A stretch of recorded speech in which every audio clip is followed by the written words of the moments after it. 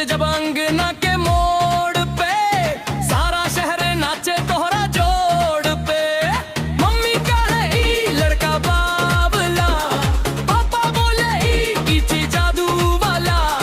हम बोले एक दिन देखब जरूर, तू हो कब हमर पूरा गर्व से भरपूर। रोकत रहो अब रुकल न जाए, सपना यह बात टूटल न जाए। तू कह दे